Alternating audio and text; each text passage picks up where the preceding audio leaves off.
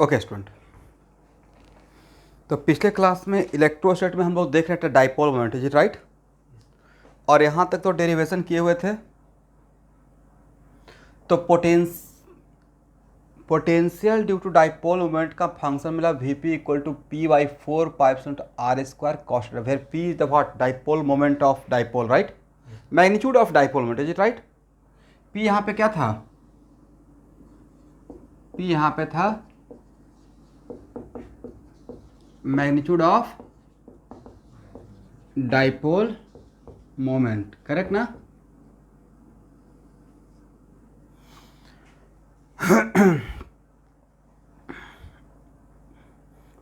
तो यहाँ देखिए,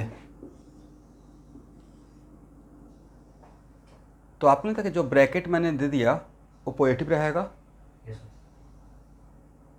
जो ब्रैकेट मैंने दे दिया वो पॉजिटिव रहेगा, करेक्ट? नहीं करेक्ट है? क्या बोले?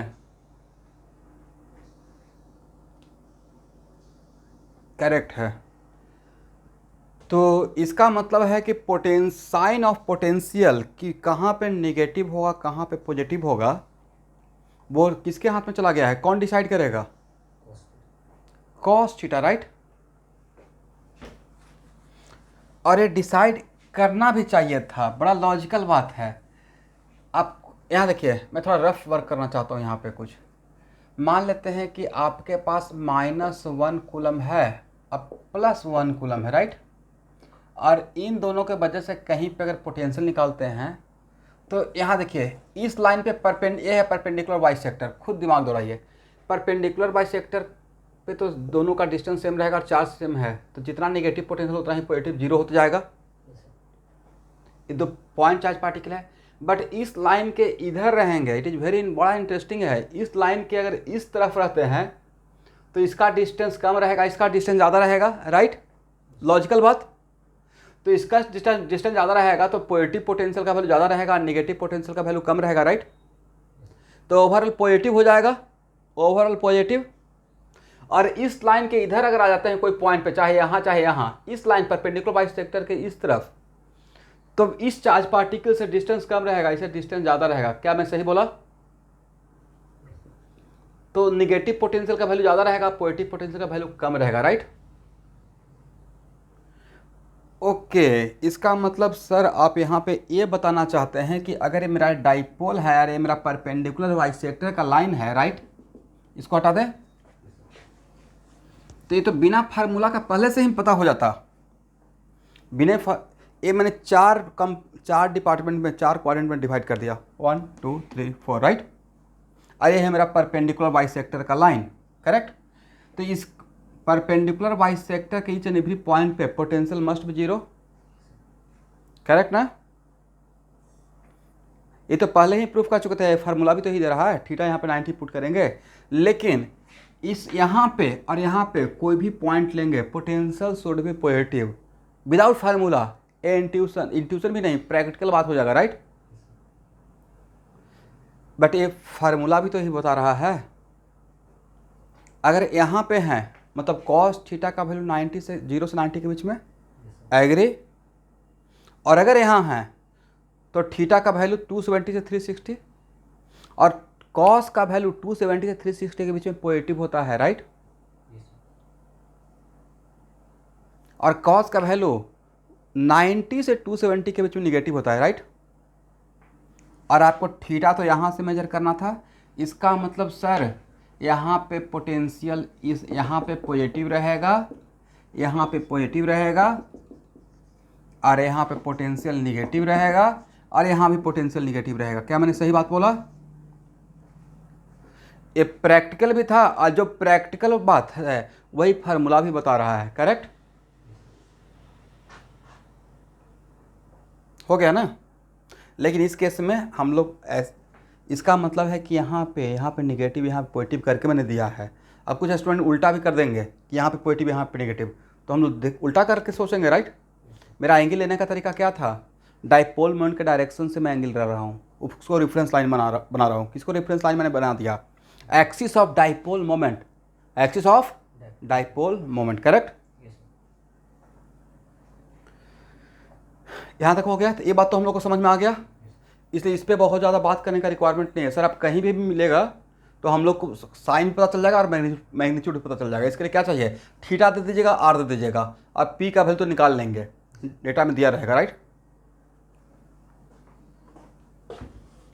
अब यहाँ देखिए मैंने क्या लिखा, मैंने लिखा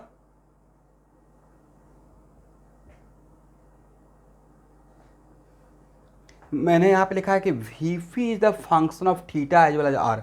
मेरा पोटेंशियल किसका किसका फंक्शन है, मेरा पोटेंशियल आर और थीटा का फंक्शन है। तो भी पोटेंशियल जिसका जिसका फंक्शन रहेगा इलेक्ट्रिक फील्ड का वही कोई कंपोनेंट हम निकाल सकते हैं। इसका मतलब यहाँ से दो इलेक्ट्रिक फील्ड का दो कंपोनेंट हम लोग पता कर सकते हैं। एक रेडियल, ई आर क्या है, radial component of electric field, और ई थीटा क्या है, transverse component of electric field, is it right. तो ई आर के लिए क्या करेंगे स्टूडेंट, और ई आर किस डायरेक्शन में रहेगा सर, ई आर इस डायरेक्शन में रहेगा, राइट, ठीक है ना। This is my radial unit vector. और ई थीटा किस डायरेक्शन में रहेगा,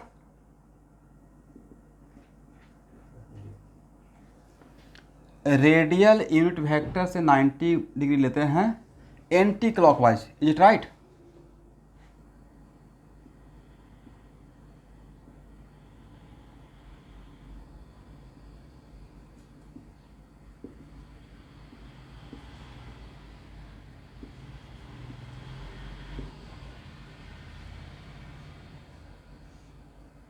ये है मेरा। तो अब इसका मतलब एक इलेक्ट्रिक फील्ड मेरा ए रहेगा ई आर, और एक इलेक्ट्रिक फील्ड कंपोनेंट में रहेगा मेरा ई थीटा, करेक्ट ना। तो ई आर के लिए क्या करना है,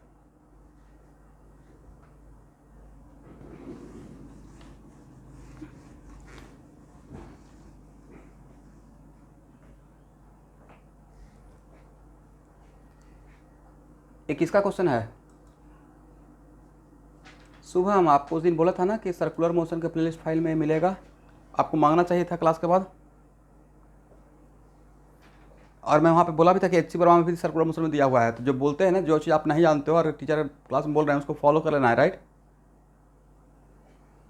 रेडियल यूनिट वेक्टर का डायरेक्शन रहेगा जहाँ पे सेंटर है वहाँ से away from the centre radius के अलॉन्ग, राइट। तो यहाँ से इस पॉइंट को ज्वाइन कर में लाइन के अलॉन्ग को डायरेक्शन को बोलेंगे रेडियल यूनिट वेक्टर, राइट। और रेडियल यूनिट वेक्टर से 90 डिग्री एंटी क्लॉकवाइज, ये 11th क्लास में पढ़ाया गया है सर्कुलर मोशन में, और सर्कुलर मोशन एचसीबी में जाइएगा तो यहाँ पे मिल जाएगा आपको। तो रेडियल यूनिट वेक्टर से 90 डिग्री एंटी क्लॉकवाइज जाएंगे तो जो डायरेक्शन मिलेगा that is called transverse unit vector, is it right.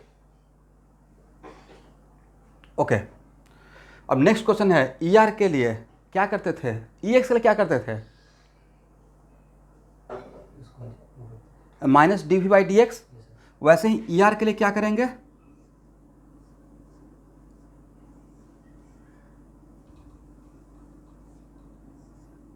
देखिए तो सही है,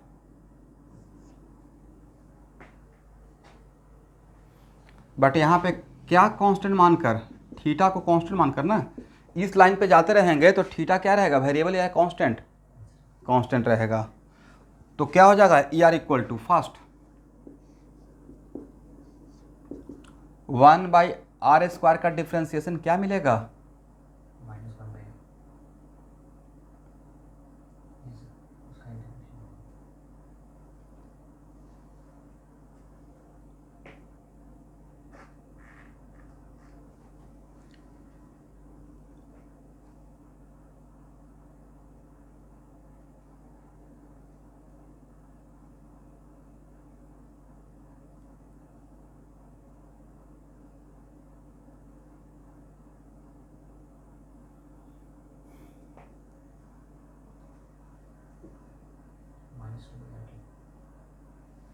माइनस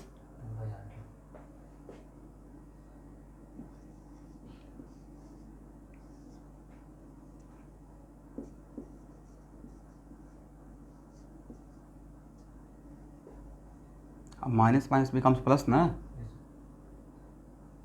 मुझे लगता है ये आना चाहिए। What you, E R equal to P Y, इसको टू से कैंसिल मत कीजिएगा, फार्मूला रटने में आसानी होगा। टू को यहाँ पर रहने दीजिएगा, कुछ सोच कर बोल रहा हूँ, ठीक है। E R equal to 2p/4 cos θ, कितना, क्या इतना आपको आया आप लोग को? ओके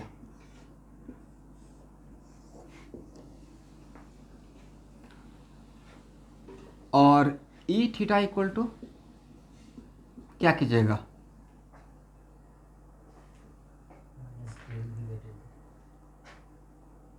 आर को कांस्टेंट पा करेंगे। Okay very good. देन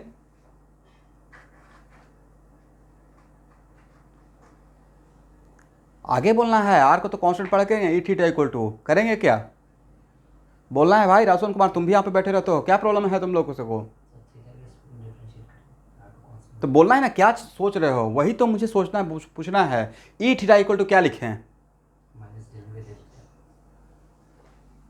भाई? दिमाग में चल रहा है, बोल नहीं पाते हैं, बताइए तो कितना खराब बात है, राइट। पहला बात तो रॉन्ग। यहाँ देखिए, मैं भी आपके जगह पे बिगिनर में रहता, बोलना है, कोई बात नहीं, बोलने में कोई पैसा लग रहा है? गलत होगा, सही करेंगे। तो minus D V by D theta करेंगे, राइट। पहला आप कॉन्सेप्चुअली रॉन्ग ये हो गए कि इलेक्ट्रिक फील्ड का वन ऑफ द यूनिट था volt per metre, right. Dimensionally ही रॉन्ग कर देता हूँ पहले। इलेक्ट्रिक फील्ड का यहाँ पे मुझे बहुत प्रॉब्लम हुआ था, क्योंकि टीचर ने जैसे मुझे सिखा दिया था कि V if V the function of X Y Z, then E X के लिए minus D V by D X कर देंगे, यू वाई के लिए minus D V by D Y कर देंगे। मैं भी वही आपको सिखाया हूँ, राइट। बट साथ में ये भी बता दिए थे कि इलेक्ट्रिक, इस फार्मूला से जब करेंगे तो इलेक्ट्रिक फील्ड का यूनिट रहना चाहिए कूलम पर मीटर। यहाँ पे हो गया, सॉरी, वोल्ट पर मीटर, यहाँ पे यूनिट हो गया वोल्ट पर डिग्री, राइट।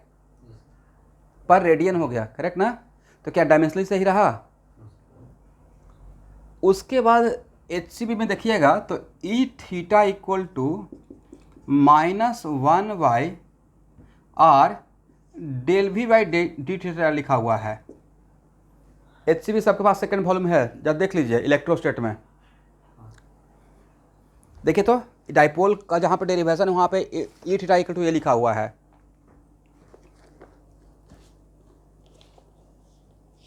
सबके पास HCB है ना।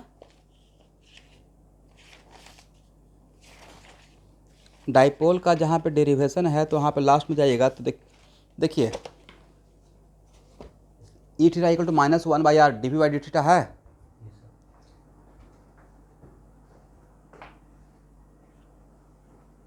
पेज नंबर कितना है बोल दो? 111, पेज नंबर 111 में जाइए, लास्ट पैराग्राफ में। तो वहाँ पे एक फार्मूला भी लेगा, E theta equal to -1/r D V by D theta, right. तो नहीं था कि हम लोग जो सोच के काम करते हो थोड़ा रॉन्ग हो जाता। तो अब नेक्स्ट क्वेश्चन सर, अभी तक तो ऐसा ही चल रहा था, यहाँ पे तो बिल्कुल अनयूजुअल टाइप का है। तो एक्चुअल में सही से अगर देखेंगे तो ये आया था D V equal to formula था -E.dr, right. Where dr is what? Very small displacement, is it right? D V equal to -E.dr यहाँ से ही तो आया था। अगर यहाँ पे आप लिखेंगे, अगर एंगल, आपको रफ वर्क समझा रहा हूँ, अगर एंगल 0 है तो -E.dr, राइट। तो यहाँ से E equal to what? -dv/dr। इसका मतलब यहाँ पे जो रहता है, यहाँ पे नीचे में जो आता है इलेक्ट्रिक फील्ड के लिए, वो वेरी स्मॉल डिस्प्लेसमेंट है, राइट। नीचे में जो आता है वो क्या है? वेरी स्मॉल डिस्प्लेसमेंट है। जैसे हम लोग ई एक्स इक्वल टू क्या लिखते थे? -del_v/del_x, बाई जेड को कांस्टेंट रखते थे। इसका उस टाइम पे हम लोग एक्स एक्सिस के लॉन्ग डिस्प्लेसमेंट ले रहे हैं। ई वाई इक्वल टू क्या लिखते थे? -dv/dy। तो उस टाइम पे क्या कांस्टेंट? एक्स और जेड, लेकिन बाई के डायरेक्शन में डिस्प्लेसमेंट लेते थे। वैसे ही E Z equal to -dv/dz, मतलब अलॉन्ग जेड एक्सिस डिस्प्लेसमेंट लेते थे, right, according to this concept. तो नीचे वाला जो टर्म आता है, जो डिफ्रेंशिएट करके जो इलेक्ट्रिक फील्ड का कंपोनेंट निकालते हैं, उसमें नीचे वाला टर्म डिस्प्लेसमेंट था, very small displacement, infinitesimal displacement, is it right? But क्या डी थीटा आपका डिस्प्लेसमेंट है या एंगुलर डिस्प्लेसमेंट है? Angular displacement, it is not displacement, right. तो सर यहाँ पे तो बच के निकल गए, यहाँ पे बच, अब वही चीज़ मैं समझाना चाह रहा था, समझ गए। तो जो मैं अपने टाइम पे, इसका मतलब है कि देखते हैं पढ़ने के टाइम पे जैसे पढ़ रहे हैं, अब चाहते तो इसको वहाँ पे रट कर भी आगे बढ़ सकते थे। तो सर यहाँ पे तो हम लोग बच कर निकल गए, यहाँ पे तो ऐसा हुआ नहीं, यहाँ पे एक्चुअली जो चाहिए था वही मिला है, वजह। अब यहाँ देखिए, मैं इसी डायग्राम में काम चला लेता हूँ, ठीक है, आप लोग समझिएगा। ER जब निकालना था तो क्या कांस्टेंट किए हुए थे स्टूडेंट? Theta, right. इसका मतलब थीटा है, इसका मतलब हम लोग इस लाइन के अलॉन्ग बढ़ रहे थे। And if P and P1, if P and, यहाँ देखना है, if theta is keeping constant, if P and P1 is very very very close point, तो ये क्या रहेगा? This is the displacement dr, this is the displacement ना। अब तब क्या लिखेंगे? P से P1 पे गए, P से P1 पे, तो change in potential equal to क्या लिख सकते हैं? माइनस E डॉट dr, जहाँ पे E is the net electric field. E क्या लेंगे? Net electric field. यहाँ तक किसी को प्रॉब्लम? ए फार्मूला में किसी को प्रॉब्लम? नो। इसका ओरिजिन ही बता देता हूँ। और E के बदले क्या लिख सकते हैं? ER UR अब plus E theta U theta, agree ना, डॉट dr के लिए क्या लिख सकते हैं? dr UR। मेरे dr का डायरेक्शन किसके लॉन्ग? मेरे dr का direction along radial unit vector, right, क्योंकि उसी के लॉन्ग मैंने बढ़ा है, थीटा को कांस्टेंट मान के, करेक्ट। तो मैंने डिस्प्लेसमेंट किसके लॉन्ग लिया था? ट्रांसवर्स डायरेक्शन या रेडियल डायरेक्शन में? ओनली रेडियल, क्योंकि थीटा को कांस्टेंट किए हुए थे, राइट। अब बोलिए, जब डॉट लेंगे तो नहीं था कि इसका डॉट इसके साथ जीरो हो जाएगा, और सिर्फ बचेगा क्या? तो सर आपका सिर्फ बचेगा dv equal to minus I U R dot U R 1 ER dr, is it right? That's why ER equal to क्या? माइनस dv बाई dr, और theta is keeping constant, correct. इसका मतलब dv का जो formula हम लोग original minus E dot dr वही original था, कहीं भी कंफ्यूज हो रहा है तो वहाँ से फिर हम लोग कम बैक कर रहे हैं, राइट। तो सर ये तो पहले भी आपने बता दिया था। यहाँ तक आइए, फर्स्ट हो गया, इसको हटाए, ऊपर वाला line,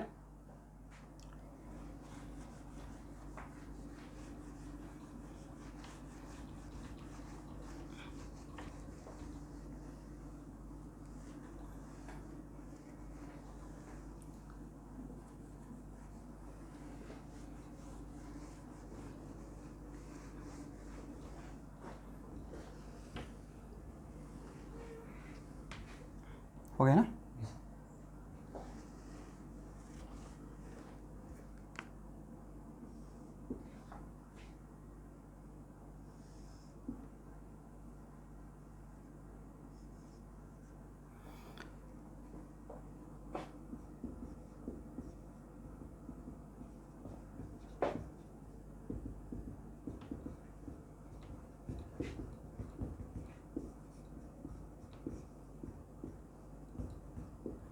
if P and P2 is very very close point, तो वेरी वेरी क्लोज का मतलब है,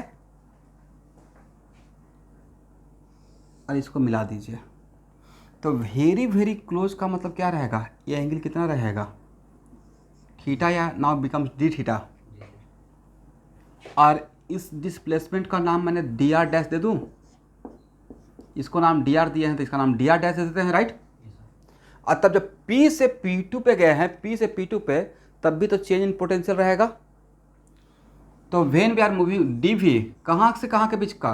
when we are moving from P to P2, क्या लिखेंगे स्टूडेंट? सर यहाँ भी तो minus E dot dr dash लिखना पड़ेगा आपको, राइट। बट dr डैश का डायरेक्शन किसके अलॉन्ग है? सर dr डैश का डायरेक्शन ट्रांसवर्स डायरेक्शन में आपने लिया है, राइट। और यहाँ पे नेक्स्ट क्वेश्चन, P से P2 पे आए हैं तो R का चेंज बहुत छोटा सा d थीटा, समझ रहे हैं ना, इसका मतलब क्या, आर और आर डैश, आप लोग ये पढ़े हो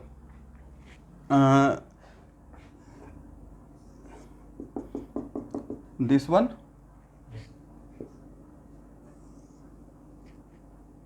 पढ़े थे? एफ एस स्कूल में पढ़े थे। जब इसका डेरिवेशन आप पढ़िएगा तो इसमें जो लाइन था वो एक्चुअली इसके पैरेलल के लिए फार्मूला बना था, पैरा एक्सियल, राइट? उसको सपोज किया था पैरा एक्सियल के लिए, करेक्ट? एनीवे, वैसे ही यहाँ से P से P2 पे आए हैं तो यहाँ से का ए आर, यहाँ से यहाँ तक आर है अगर डिस्टेंस, तो ये भी तो ऑलमोस्ट आर ही रहेगा ना, क्योंकि सर बहुत छोटा है यहाँ पे, राइट? बहुत बड़ा डिस्टेंस का चेंज नहीं हुआ है। ओ पी और ओ पी टू का डिस्टेंस डिफरेंट रहेगा या ऑलमोस्ट सेम? ऑलमोस्ट सेम रहेगा, करेक्ट? लेकिन यहाँ पे क्या ये लिख सकते हैं माइनस ई और डी वी इक्वल टू, फिर से इसको ब्रेक करेंगे, E R U R plus E theta U theta dot D R dash के लिए क्या, डी आर डैश का direction along transverse direction, correct? मैं ट्रांसवर्स डैश में गया हूँ तो क्या लिख सकते हैं डी आर डैश का मैग्नीट्यूड यू थीटा। यहाँ तक तो किसी को प्रॉब्लम नहीं है। और इसका जब डॉट लेंगे तो इसके साथ डॉट जीरो हो जाएगा इसका, करेक्ट? बचेगा किसका साथ, इसके साथ। तो डी वी इक्वल टू क्या रहेगा minus E theta D R dash, is it right? तो sir E theta equal to अभी minus D V by D R dash लिख देंगे, राइट? और डी आर डैश का वैल्यू कितना होगा, तो ट्रिगोनोमेट्री पढ़े हैं formula, theta equal to L by R. तो डी थीटा इक्वल टू क्या लिख सकते हैं, एल का काम यहाँ पे आर करेगा और आर यहाँ पे क्या ऐसे लिख सकते हैं D theta equal to R by D R dash. क्या मैंने सही बोला? किसी को डाउट है तो मैं रुक रहा हूँ, किसी को भी डाउट है तो यहाँ पे मुझसे पूछ सकते हैं कि सर आपने क्या किया।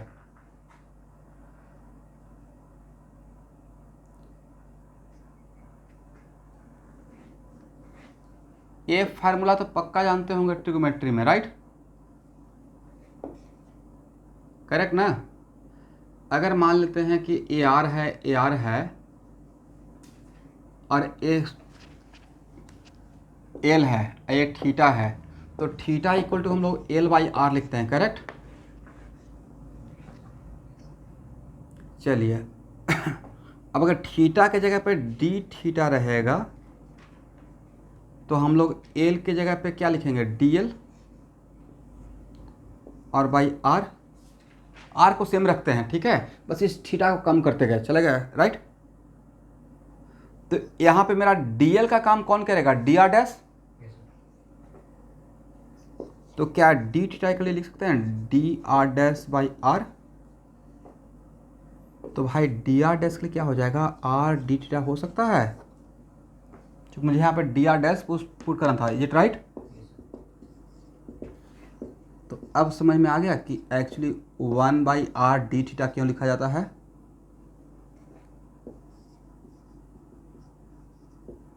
तो नहीं सर, बेसिकली ये बात वही था, ये डी आर डैश के बदले आर डी थीटा लिखा होता है। डी आर डैश क्या था, displacement along transverse direction, is it right? देखिए लास्टली हम लोग आज के बाद इसको रट जाएंगे, जैसे मैं रट गया हूँ, बट एज ए टीचर अगर समझाना है तो यहाँ पे थोड़ा तो आपको डाउट होता है कि सर हर जगह तो आप बोलते थे कि डिफ्रेंशिएट करना है और दूसरे वेरिएबल कांस्टेंट डिफ्रेंशिएट करना है, लेकिन नीचे में क्या रहेगा डिस्प्लेसमेंट का डायमेंशन रहेगा, राइट? और लास्टली जो लॉजिकल बात था वही मैंने किया। तो अब एक्चुअली डाइपोल के केस में ई आर इक्वल टू क्या लिखेंगे minus del V by del R, और ई थीटा के लिए क्या याद रखेंगे, इसको मत याद रखिएगा, ये तो डेरिवेशन का पार्ट था, minus 1 by del V by R D theta, right? मतलब E theta equal to minus 1 by R del V by D theta, R is keeping constant. अब डिफ्रेंशिएट कर लीजिए, क्या हो जाएगा,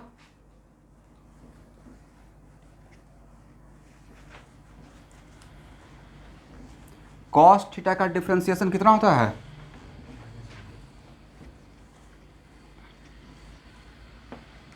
इसका मतलब ई थीटा इक्वल टू क्या आया sir, P by 4πε/r³ sine theta, correct ना।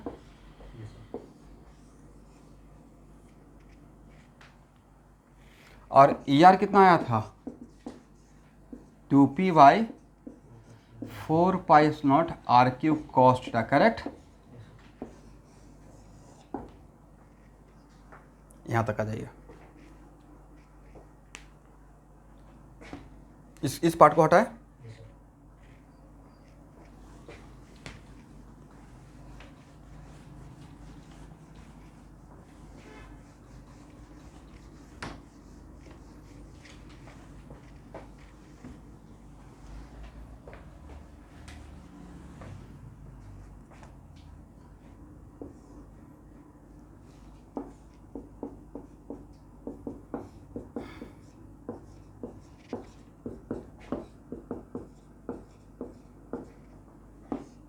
इलेक्ट्रिक फील्ड का मैग्नीट्यूड क्या होगा, E R R E theta is also rectangular component of A vector. Rectangular component किसको बोलते हैं, जो एक दूसरे पे 90 डिग्री पे हो। तो इलेक्ट्रिक फील्ड का मैग्नीट्यूड के लिए यहाँ पे होगा ई आर का स्क्वायर प्लस ई थीटा का स्क्वायर, इज इट राइट।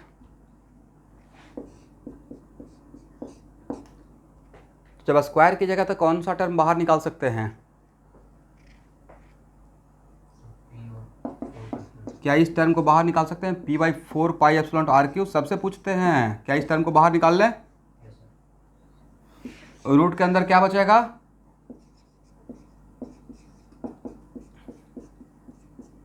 सही है, p/4πε/r³ रूट ओवर क्या 1 + 3 cos स्क्वायर थीटा लिख सकते हैं।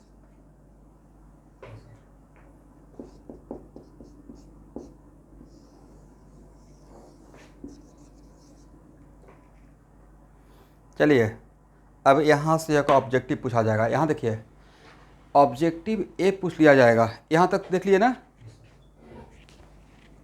अब मान लेते हैं कि अगर आपके डाइपोल मोमेंट के लिए ऑब्जेक्टिव ए पूछा जाए कि फॉर ए गिवन डिस्टेंस, आप लोग सुन पा रहे हो मुझे, for a given distance from the centre of dipole, मतलब डिस्टेंस को फिक्स कर दिया, आर को फिक्स कर दिया, right. Maximum magnitude of dipole moment कितना होगा,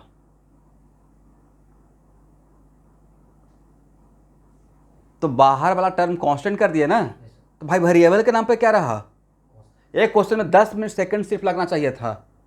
वेरिएबल के टाइम जरा मेरा क्वेश्चन का सेंटेंस था उसमें for a given distance from the centre of the dipole, मतलब distance is fixed, what is the maximum magnitude of the dipole, what is the maximum magnitude of electric field due to dipole. तो sir variable तो theta है, तो theta कितना ले लेंगे, theta का value cos theta का वैल्यू 1 ले लेंगे, राइट। मतलब यहाँ पे कहने का सेंस है कॉस स्क्वायर थीटा का वैल्यू 1 ले लें, राइट। तो कॉस स्क्वायर थीटा का वैल्यू 1 कहाँ कब होगा, लीजिए 90 पे होगा, कॉस थीटा का वैल्यू 90 पे होगा। नहीं, सब लोग एकदम दिमाग शांत करके रखिए, कॉस स्क्वायर थीटा का वैल्यू 1 कब होगा, Roshan Kumar, very good. When sir cos theta का वैल्यू +-1 दोनों पे कॉस स्क्वायर थीटा का वैल्यू 1 होगा, राइट। मैंने बोला आप इसको ब्रैक रूट के अंदर वाला क्वांटिटी को मैक्सिमम करना है, तो कॉस स्क्वायर थीटा का वैल्यू 1 सोच रहे हैं, राइट, वही मैक्सिमम वैल्यू रहेगा। वो कॉस स्क्वायर थीटा का वैल्यू 1 है, इसका मतलब कॉस थीटा का वैल्यू +-1, मतलब थीटा 0 या 180, करेक्ट। इसका मतलब कितना एंगल के लिए रहेगा, 2 एंगल के लिए, या तो थीटा 0 और नहीं तो थीटा 180। समझ रहे हैं मेरे बात को।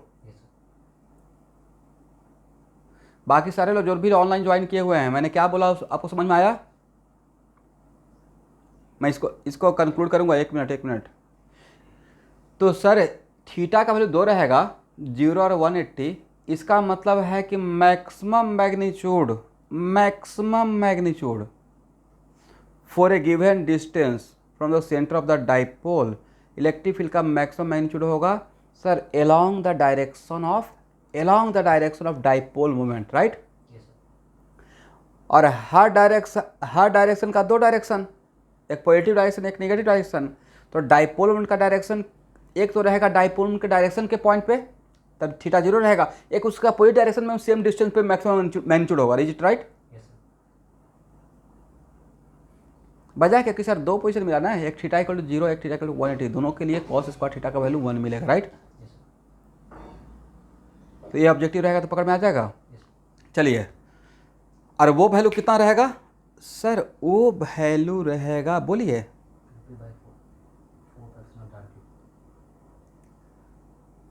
Very good. और थीटा क्या लिए उस टाइम पे स्टूडेंट? बोलते रहिए तभी तो आगे एक्सप्लेन करूंगा। 0 या 180, तो 0 या 180 इसका मतलब you are on the axis of dipole moment. Right? You are on the axis of what? Dipole moment. तो अब जो दो बॉक्स है व्हाइट बोर्ड पे, उस बॉक्स में आप इस पे पुट कीजिए ई थीटा में, ई थीटा में 0 और 180 पुट कीजिएगा तो ई थीटा का वैल्यू क्या मिलेगा? 0 0। इसका मतलब ये यहाँ पे एक बात और पता चला कि सर जो मैक्सिमम मैग्नीट्यूड मिलेगा उसमें सिर्फ कंट्रीब्यूशन रेडियल इलेक्ट्रिक फील्ड का रहेगा, ट्रांसवर्स का वैल्यू 0 रहेगा। राइट? और एक सर उस दोनों बॉक्स को देखकर एक और बात पता चल रहा है कि डाइपोल मोमेंट वाले एक्सिस पे ई थीटा होगा ही नहीं, कंपोनेंट ऑलवेज 0 रहेगा। वजह, डाइपोल मोमेंट वाले लाइन पे ई थीटा का वैल्यू मिलेगा आपको? क्यों नहीं मिलेगा? क्योंकि सर या तो उसके पॉजिटिव डायरेक्शन में जाएंगे तो थीटा 0 मिलता रहेगा, अपोजिट डायरेक्शन में जाएंगे तो थीटा 180 मिलता रहेगा। राइट? और दोनों केस साइन 0 0 और साइन 180 0। इसका मतलब है कि डाइपोल मोमेंट वाले एक्सिस पे सिर्फ इलेक्ट्रिक फील्ड का रेडियल कंपोनेंट मिलेगा। राइट? जो बोल रहे हैं सबको कंक्लूड करूंगा, यहां तक समझ में आ गया? इसको बोलते हैं ना अस्थिर माइंड से बातों को करना, सोचना। अब चलिए, इलेक्ट्रिक फील्ड का minimum magnitude for a given distance कितना होगा? इलेक्ट्रिक, ओके, मतलब कॉस स्क्वायर थीटा का वैल्यू 0 करने वाले हैं। राइट? और कॉस स्क्वायर थीटा का वैल्यू 0 कब होगा? जब थीटा 90 नहीं तो 270, क्योंकि हम लोग को 0 से 360 जाना है, तो थीटा 90 नहीं तो 270। पूरा बात बोलना है, आधा बात क्यों बोलना है भाई? सिर्फ डाइपोल का परपेंडिकुलर बाइसेक्टर के सिर्फ ऊपर जाएं, परपेंडिकुलर बाइसेक्टर में ऊपर भी और नीचे भी। राइट? इसका मतलब सर इलेक्ट्रिक फील्ड का minimum magnitude for a given distance of are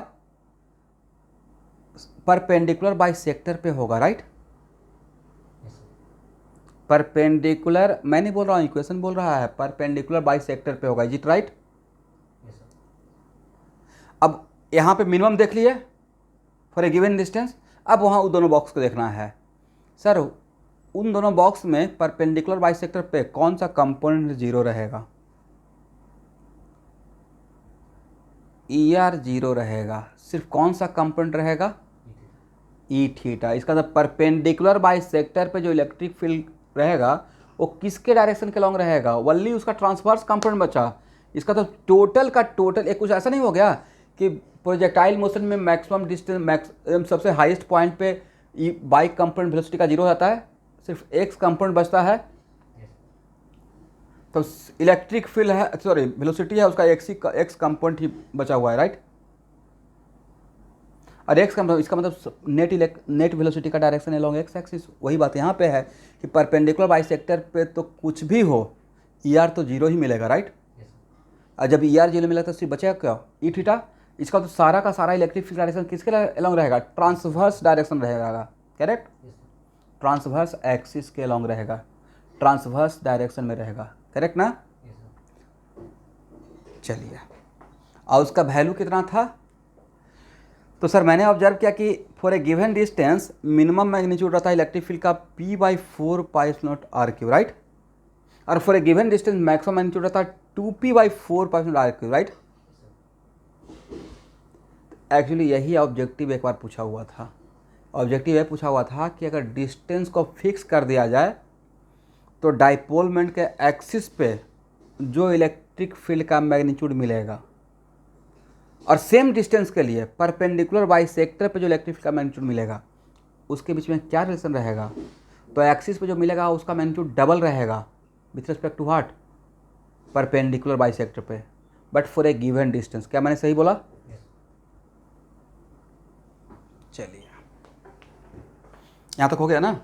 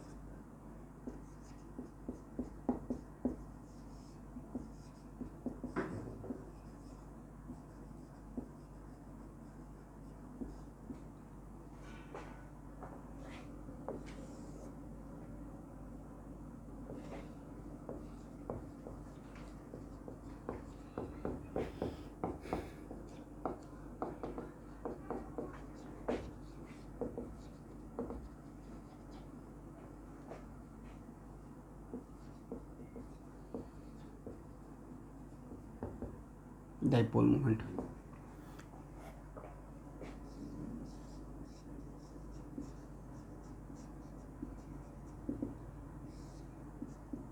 पहला लिखिए, on the axis of dipole moment E theta is 0,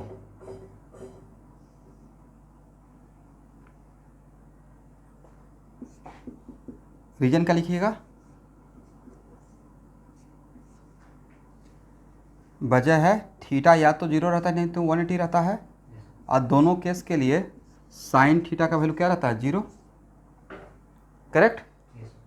इसका मतलब है it means on the axis of dipole moment only which component are left, कौन सा component बचा हुआ रहता है, it means on the axis of dipole moment only radial component of electric field.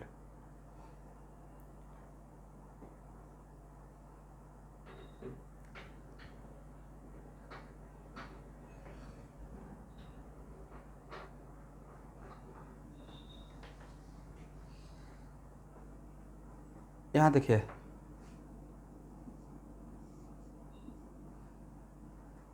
ध्यान से सुनिएगा, it means on the axis of dipole, it means on the axis of dipole only radial component of electric field, सिर्फ कौन सा component रहता है, radial component, correct. पहले इसको कवर कर लेते हैं फिर परपेंडिकुलर बाइसेक्टर पर जाएंगे, इसको समझते हुए आगे चलते हैं।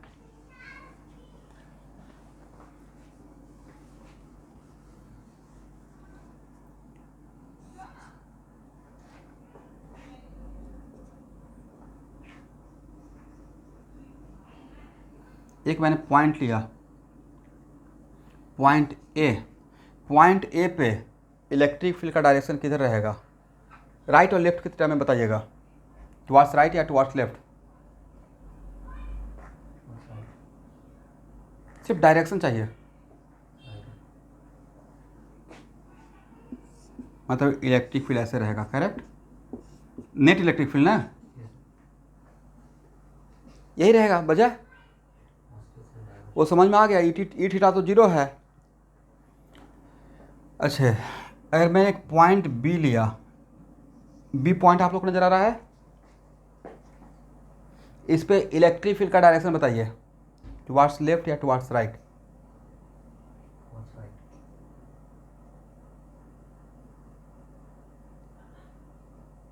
सबको बोलना है टुवर्ड्स लेफ्ट या टुवर्ड्स राइट।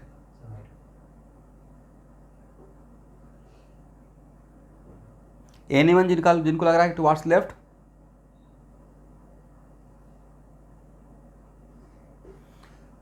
अब यहाँ देखिए कहाँ पे कन्फ्यूजन होगा, जब ए पे थे तो थीटा 0 था, ए पे एक थीटा क्या लेंगे, 0, एग्री, अब बी के लिए थीटा क्या लेंगे 180 ना मेरे फार्मूला में। लेकिन भाई तो ए के लिए थीटा 0 है तो ई आर का साइन पॉजिटिव, करेक्ट। इसका मतलब है कि रेडियल, इसका मतलब electric field along positive direction of radial vector. E R का वैल्यू पॉजिटिव, इसका मतलब इलेक्ट्रिक फील्ड का direction along negative direction of radial vector या positive direction of radial vector. और रेडियल डायरेक्शन कौन सा होता है, पॉजिटिव रेडियल डायरेक्शन का मतलब डिफरेंशियल मैंने क्या बोला है, जहां जिस पॉइंट को आप लोकेट कर रहे हो वहां से away from the centre, right. तो इसके लिए पॉजिटिव रेडियल डायरेक्शन ए डायरेक्शन था, करेक्ट ना। This is your positive radial direction. इसका मतलब इस पॉइंट पे ये पॉजिटिव आया है, मतलब इलेक्ट्रिक फील्ड का डायरेक्शन इस डायरेक्शन में ही रहेगा, करेक्ट। बी के लिए पॉजिटिव रेडियल डायरेक्शन क्या है, बी के लिए जब पॉइंट यहाँ पे रेडियल डायरेक्शन फिक्स नहीं है, राइट, डाइपोल का एक्सिस फिक्स है, नॉट रेडियल डायरेक्शन। तो बी के लिए positive radial direction sir away from the centre, अब ये हो गया, करेक्ट। तो ये मेरा पॉजिटिव रेडियल डायरेक्शन है एवरीवन, करेक्ट। तो माइंडसेट आपको चेंज करना पड़ेगा। तब यहाँ पे बी के लिए ई आर क्या आया है, निगेटिव ना। बी के लिए ई आर क्या आएगा, cos 180 हो जाएगा, निगेटिव। तो भाई यहाँ पे ई आर निगेटिव, इसका मतलब इलेक्ट्रिक फील्ड का डायरेक्शन पॉजिटिव रेडियल डायरेक्शन का just opposite, positive radial direction का जस्ट अपोजिट। और at point B what is your radial positive radial direction, sir towards left, हाँ या ना। ऑनलाइन स्टूडेंट है, थोड़ा कॉन्सेप्चुअल है। बी पे पॉजिटिव रेडियल डायरेक्शन है टुवर्ड्स लेफ्ट और उसका निगेटिव डायरेक्शन क्या आ जाएगा, towards right. This is the वजह कि जब हम लोग बी पे भी रहेंगे तो इलेक्ट्रिक फील्ड का डायरेक्शन क्या रहेगा, टुवर्ड्स राइट रहेगा। और ए पे भी देते हो तो इलेक्ट्रिक डायरेक्शन टुवर्ड्स राइट। तो what the conclusion, conclusion is that कि due to dipole moment electric field का direction on the axis of dipole always dipole moment का डायरेक्शन में होगा, करेक्ट। क्योंकि यहाँ पे भी है तो टुवर्ड्स राइट, यहाँ भी है तो टुवर्ड्स राइट। लेकिन यहाँ पे आपको थोड़ा सा कन्फ्यूजन हो जाता अगर आपको पॉजिटिव रेडियल डायरेक्शन नहीं निकालने आता। तो पॉजिटिव रेडियल डायरेक्शन मैंने क्या बोला है, अवे फ्रॉम द सेंटर को पॉजिटिव रेडियल और toward the centre negative radial direction, right. तो जब बी पे हैं तो अवे सेंटर मेरा ये है तो अवे फ्रॉम द सेंटर तो ये हो गया लेफ्ट की तरफ, तो ये मेरा पॉजिटिव रेडियल डायरेक्शन था। तो इसके अकॉर्डिंग फिर बात करेंगे, राइट। तो अगर ये यार निगेटिव आ गया मतलब इसका उल्टा डायरेक्शन में जा रहा है, करेक्ट ना। इसका मतलब पॉजिटिव रेडियल डायरेक्शन निकालने के लिए बस एक लाइन पकड़ के रखना है, अवे फ्रॉम द सेंटर को हम लोग बोलेंगे पॉजिटिव रेडियल डायरेक्शन, करेक्ट। तो कंक्लूजन यहाँ से क्या हम लोग कर सकते हैं कि on the axis of dipole electric field always along the direction of dipole moment. लिखिए एक line, on the axis of dipole, on the axis of dipole direction of electric field, direction of electric field always along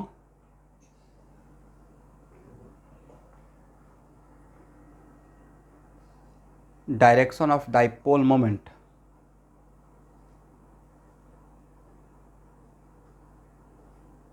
यहाँ तक हो गया।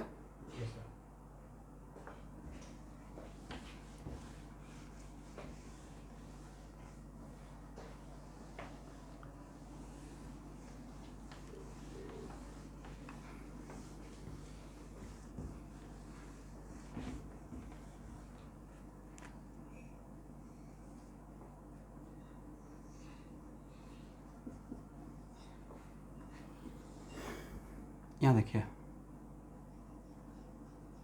मैं एक point ले रहा हूँ, अब हम लोग परपेंडिकुलर बाइसेक्टर के लिए ऑब्जर्व कर लेते हैं। परपेंडिकुलर बाइसेक्टर पे ई आर तो पक्का 0 रहेगा everyone, but E theta not equal to 0, it right. तो एवरीवन यहाँ देखिए, यहाँ के लिए सेंटर तो मेरा ये है, this is the centre of the dipole और पॉइंट ए है, तो आप रेडियस यहाँ से देखेंगे, इसके अवे फ्रॉम द सेंटर जाएंगे तो आपका यू आर का डायरेक्शन ए है, राइट। पॉजिटिव यू आर का डायरेक्शन ऊपर की तरफ है, राइट। तो पॉजिटिव ट्रांसवर्स डायरेक्शन किधर रहेगा? क्या मैंने सही लिखा? देखिए तो ओके। और अगर पॉइंट ए पे हैं तो थीटा कितना रहेगा? 90। तो ई थीटा क्या होगा sir? P/4 pi epsilon naught R Q sine 90, मतलब पॉजिटिव, राइट। तो ई थीटा का वैल्यू पॉजिटिव, मतलब इलेक्ट्रिक फील्ड ई आर है ही नहीं, तो whole and sole who is responsible for electric direction of electric field? Sir E theta, right. इसका तो यहाँ पे इलेक्ट्रिक फील्ड का डायरेक्शन किधर रहेगा? बोलिए, राइट की तरफ या लेफ्ट की तरफ? Left, right, in the direction of E theta. ये पॉजिटिव है और मेरा यहाँ पे ट्रांसवर्स यूनिट का पॉजिटिव डायरेक्शन इस तरफ है, करेक्ट। इस तरफ है, राइट।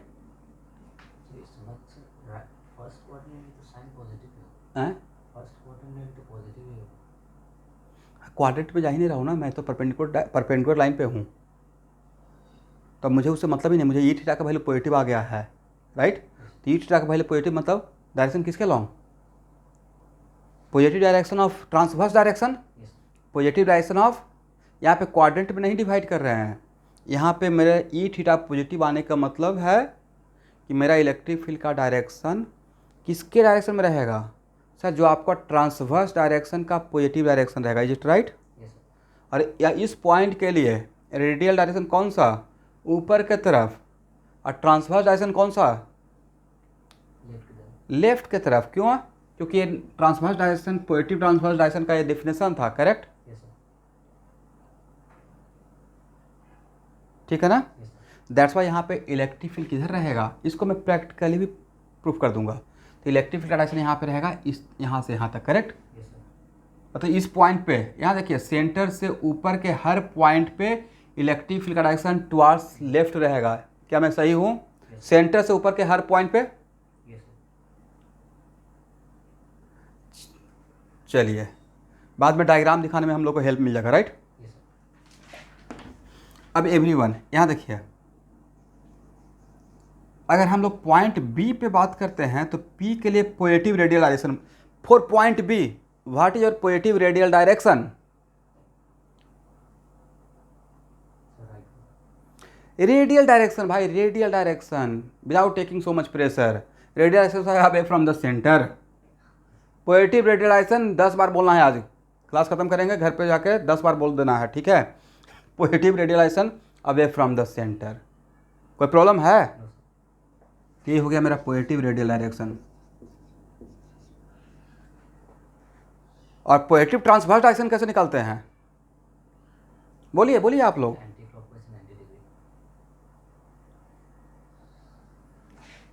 ओके, तो एंटी, यहाँ से इस डायरेक्शन से एंटी क्लॉकवाइज 90 डिग्री जाएंगे, किधर जाएंगे? राइट या लेफ्ट? ओके, मतलब आप लोग बोलना चाह रहे हैं सर यहाँ पे पॉजिटिव ट्रांसवर्स डायरेक्शन बी पे टुवार्ड्स राइट है, राइट, करेक्ट। तो बी पे ई थीटा क्या आएगा? एट बी, इस लाइन के ईच एंड एवरी पॉइंट पे ई आर तो पक्का जीरो रहेगा, राइट। इस लाइन पे ई आर क्या रहेगा? कहीं भी ऊपर या नीचे या यहाँ, ई आर तो जीरो। क्यों ई आर जीरो? इस लाइन पे परपेंडिकुलर बाइसेक्टर पे ई आर जीरो क्यों होता है? बिकॉज थीटा या तो 90 रहेगा नहीं तो 270 रहेगा, राइट। दोनों केस में जीरो रहेगा। तो यहाँ पे क्या मिला बोली तो? निगेटिव। निगेटिव का मतलब यहाँ पे जो इलेक्ट्रिक फील्ड का डायरेक्शन रहेगा वो पॉजिटिव ट्रांसवर्स डायरेक्शन के जस्ट अपोजिट में रहेगा, करेक्ट। मतलब किधर रहेगा? टुवार्ड्स राइट रहेगा या टुवार्ड्स लेफ्ट रहेगा? Left, correct. समझ में आ गया? यहाँ पे किधर मिला था? Towards left. इसका मतलब है कि सर इन सारे परपेंडिकुलर बाइसेक्टर पे अगर डाइपोल का अरेंजमेंट ऐसा है जैसा व्हाइट बोर्ड पे है, करेक्ट, तो परपेंडिकुलर बाइसेक्टर पे इलेक्ट्रिक फील्ड का डायरेक्शन टुवर्ड्स किधर रहेगा, लेफ्ट की तरफ रहेगा, करेक्ट ना। चलिए अब इसको मान लीजिए कि स्टूडेंट यहाँ देखिएगा डाइपोल आपको नहीं पढ़ाता, मतलब सोचिए कि आप डाइपोल का नाम लाइफ में कभी सुने ही नहीं थे, अभी जस्ट थे मेरा कूलम्स लॉ का पहला या दूसरा लेक्चर में, करेक्ट, वहाँ तक तो डाइपोल आया नहीं था। अब तब बोलते कि यहाँ पे इलेक्ट्रिक फील्ड निकालना है शुभांकर, तो आप क्या करते हैं, सर निकल जाएगा according to principle of superposition, इसके वजह से इलेक्ट्रिक फील्ड का डायरेक्शन इधर, बोलिए हाँ, इसके वजह से इलेक्ट्रिक फील्ड का डायरेक्शन इधर, निगेटिव चार्ज पार्टिकल के वजह से इलेक्ट्रिक फील्ड उसके तरफ डाइवर्स करता है, अब पॉजिटिव पार्टिकल से, सॉरी निगेटिव चार्ज पार्टिकल की वजह से कन्वर्स करता है उसकी तरफ, अब पॉजिटिव चार्ज पार्टिकल के लिए दूर जाता है, तो इसके वजह से होता क्या है E2 और इसके वजह से होता है E1, और दोनों का मैग्नीट्यूड सेम है और डिस्टेंस भी सेम है, तो इलेक्ट्रिक फील्ड का मैग्नीट्यूड भी सेम रहता। अब हाँ हाँ बोलते रहिएगा, करेक्ट, और दोनों का मैग्नीट्यूड सेम है, तो रिजल्टेंट कहाँ से पास करेगा, एंगल बाइसेक्टर, तो नहीं लगता है कि इलेक्ट्रिक फील्ड ऐसे हो जाएगा नेट इलेक्ट्रिक फील्ड। मान लेते हैं अगर डाइपोल में नहीं भी पढ़ते तब भी तो पता चल जाता। भाई ये हैप्पीएस्ट मोमेंट है, तो क्या प्रॉब्लम है, ठीक है, एकदम उदास आत्मा की तरह होता है ना, एकदम बेचैन आत्मा, शांत आत्मा, कुछ नहीं समझ में आ रहा है। चलिए तो सर नीचे वाला पॉइंट पे भी ऐसा ही रहेगा, तो देख लीजिए ऐसा रहेगा ही नहीं रहेगा, ऐसे, इसके लिए ऐसे, राइट, देखिए तो मैंने सही दिया डायरेक्शन, और रिजल्टेंट, अब तो सर पक्का कॉन्फिडेंस आ गया ऐसा ही होगा, करेक्ट। ये जस्ट एक रफ वर्क कर रहे थे, मतलब अगर डाइपोल नहीं पढ़ते तो पॉइंट 4 से तो ऐसे ही निकालते थे ना, हो गया ना एवरीवन। चलिए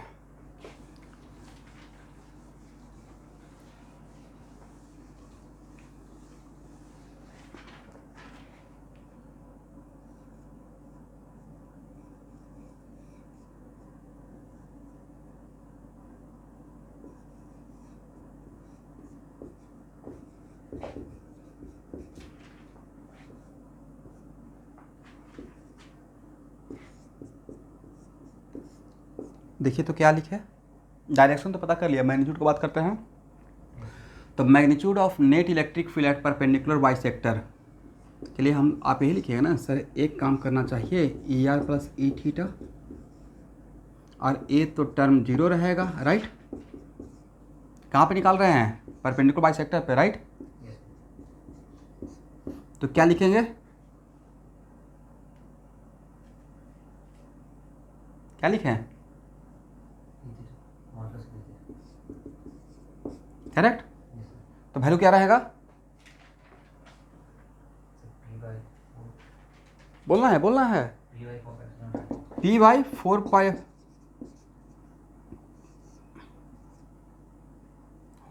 हो गया, परपेंडिकुलर बाइसेक्टर तो एंगल तो पता ही है ना, या तो 90 नहीं तो 270, और उसका वैल्यू लेंगे मॉडुलस, तो या तो प्लस नहीं तो माइनस, और दोनों का मॉडुलस 1 ही रहेगा, राइट, तो मेंशन कर दिए परपेंडिकुलर बाइसेक्टर, तो एंगल तो बोल दिए ना, या तो एंगल 90 रहेगा नहीं तो 270 रहेगा, और साइन 90 1 और साइन 270 -1, दोनों का मॉडुलस लिए हुए हैं, तो 1, मतलब वैल्यू मेरा ए बचेगा, राइट। इसका मतलब यहाँ पे magnitude of electric field at perpendicular bisector is only the function of R, और यहाँ देखिए आर कम तो मैग्नीट्यूड ज़्यादा, और आर ज़्यादा तो मैग्नीट्यूड कम। अरे वैरी कैसे कर रहा है सर, ये हाइपरबोलिक वैरी करेगा, राइट।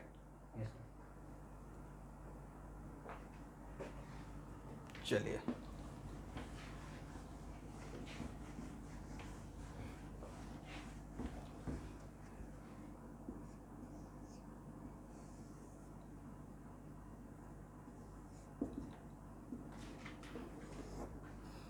तो अगर इलेक्ट्रिक फील्ड का पैटर्न दिखाना हो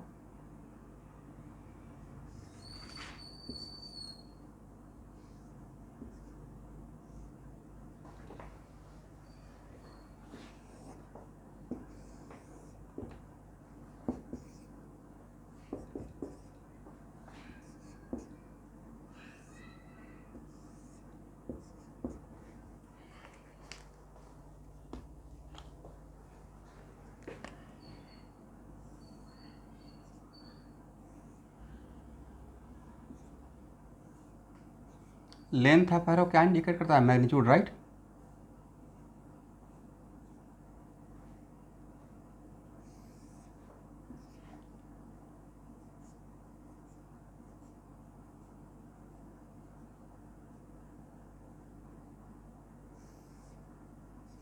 और डायरेक्शन तो पहले से पता चल था ना स्टूडेंट,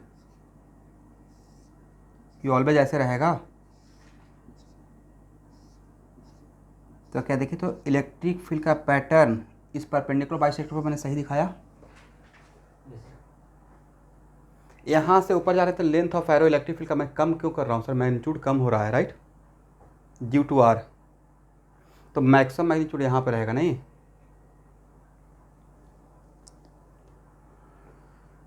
और यहाँ देखिए, इस लाइन से कितना डिग्री एंगल बना हुआ है इलेक्ट्रिक फील्ड इस एरो का? 90 डिग्री। अरे बनना भी चाहिए था, वजह सर ये सरफेस था, यहाँ पे जो भी प्लेन रहेगा, यहाँ देखिए ये जो प्लेन है वो इक्विपोटेंशियल प्लेन था, राइट? ये भी बात का प्रूफ हो गया। इक्विपोटेंशियल सरफेस को इलेक्ट्रिक फील्ड कैसे कट करता है? Perpendicular bisector. तो आपका इलेक्ट्रिक फील्ड इक्विपोटेंशियल प्लेन पे कैसे है? परपेंडिकुलर है। बिल्कुल सही है, करेक्ट, ये होना चाहिए था।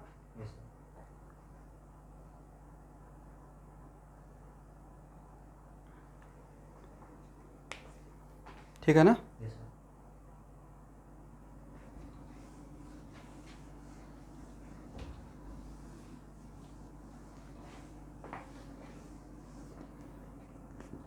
इन द वेरी बिगनिंग, एकदम शुरुआत के क्लास में मैं दो चार्ज पार्टिकल की वजह से इलेक्ट्रिक फील्ड का लाइन ऑफ फोर्स ड्रॉ कर रहा था, याद है आप लोग को? और वहाँ पे बताया था कि पॉजिटिव चार्ज पार्टिकल से इलेक्ट्रिक फील्ड डाइवर्स करता है और नेगेटिव चार्ज पार्टिकल पे इलेक्ट्रिक फील्ड कन्वर्स करता है। लेकिन पॉजिटिव चार्ज पार्टिकल के नेबरहुड में अगर नेगेटिव चार्ज पार्टिकल है तो most of the electric lines of force यहाँ से निकल के इसी पे डाइवर्स करेगा, राइट?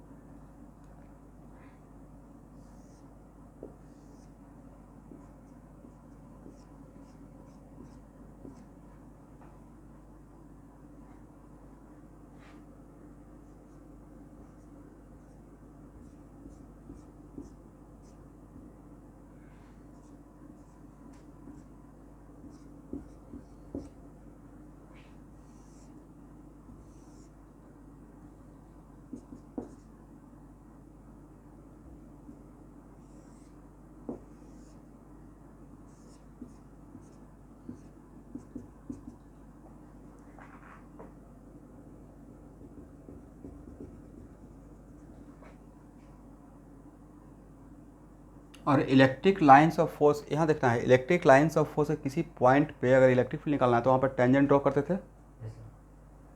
तो यहाँ पे अगर टेंजेंट ड्रॉ करेंगे, यहाँ पर टेंजेंट, तो बिल्कुल टेंजेंट अगर परपेंडिकुलर बाइसेक्टर पे, अगर ये मेरा परपेंडिकुलर बाइसेक्टर का प्लेन है तो इसको परपेंडिकुलरली कट करते हुए निकलेगा नहीं।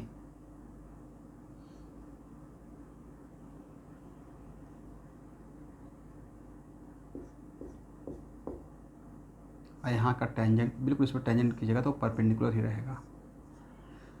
तो this is the pattern of electric lines of force due to dipole. यहाँ पे एकदम परपेंडिकुलर बाइसेक्टर पे इलेक्ट्रिक लाइन्स ऑफ फोर्स एकदम बिल्कुल पैरेलल हो जाएगा इस लाइन का। वजह क्योंकि यहाँ पे जो भी टेंजेंट ड्रॉ करेंगे इलेक्ट्रिक लाइन्स ऑफ फोर्स से इलेक्ट्रिक फील्ड का डायरेक्शन निकालने के लिए, तो इसके पैरेलल होना पड़ेगा according to that concept, right. All this direction of electric field is parallel to this line, इस लाइन के पैरेलल है। चलिए गलती से छोटा हो गया, बिल्कुल जो इलेक्ट्रिक लाइन्स ऑफ फोर्स का पैटर्न इस लाइन से ऊपर रहेगा वही सिमेट्रिकल नीचे रहेगा, राइट। सेम सिचुएशन ना, इस लाइन के ऊपर का सिचुएशन इस लाइन के नीचे का सिचुएशन अलग है या बिल्कुल सिमेट्रिकल सिचुएशन है? सिमेट्रिकल है।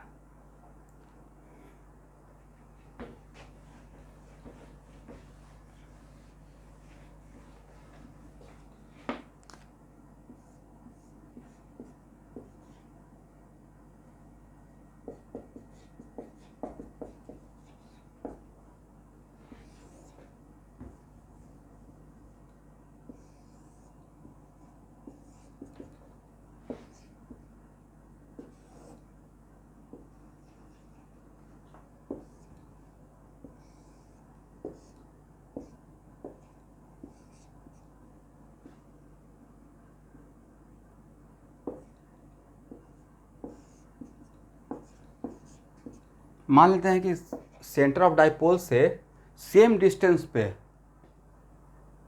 On the axis of dipole और सेम डिस्टेंस पे on the perpendicular of dipole अगर इलेक्ट्रिक फील्ड निकालेंगे, इस पॉइंट को ए बोल देते हैं, इस पॉइंट को बी बोलते हैं। अब एक नया बात, तो ई आर एट ए और ईट इलेक्ट्रिक फील्ड का magnitude at A electric field का मैग्नीट्यूड एट बी में क्या रिलेशन रहेगा? सर इसको 2 से डिवाइड करना पड़ेगा। देखो सही है?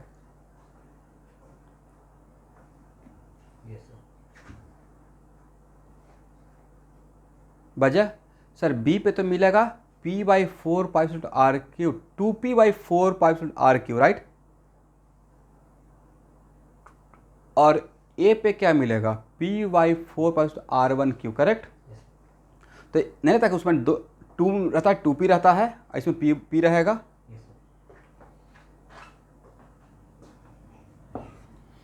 इसका मतलब for a given distance dipole moment के एक्सिस पे इलेक्ट्रिक फील्ड जस्ट डबल होता है for that distance on the perpendicular for the same distance on the bisector of dipole, correct.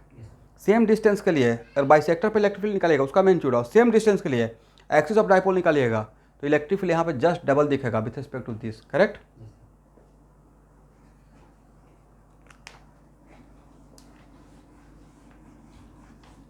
अरे नीट का बहुत फेवरेट क्वेश्चन है, इलेक्ट्रिक फील्ड का magnitude inversely proportional to R, inversely proportional to R square, inversely proportional to R Q. भाई monopole के लिए single charge particle के लिए आर स्क्वायर दिखता है बट डाइपोल के लिए आर क्यू दिखता है, राइट। वजह तो सर और डायमेंशनली हम लोग करेक्ट भी हैं, पी के अंदर 1 मीटर छुपा हुआ रहता है, राइट। क्योंकि डाइपोल मोमेंट के लिए ऊपर में हम लोग क्या चार्ज लिखते हैं या डाइपोल मोमेंट का मैग्नीट्यूड लिखते रहते हैं, इसलिए ये करेक्ट है, ये रॉन्ग है, ये रॉन्ग है, राइट।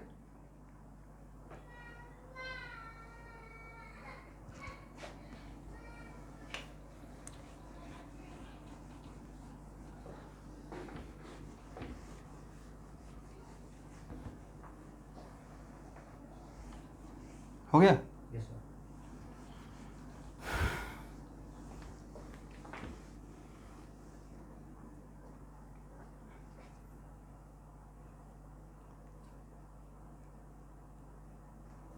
चलिए